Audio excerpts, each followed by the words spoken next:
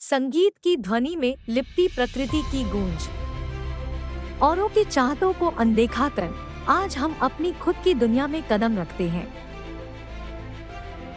हमारी आंखों के सामने है वो विस्मयकारी प्रकृति जो हमें अपनी अद्वितीयता से बेहद मोहित करती है।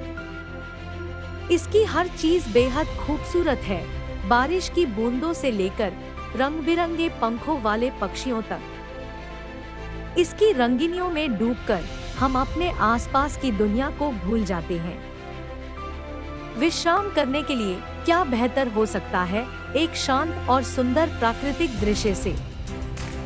चलिए प्रकृति के इस अद्भुत यात्रा पर खुद को समर्पित करते हैं।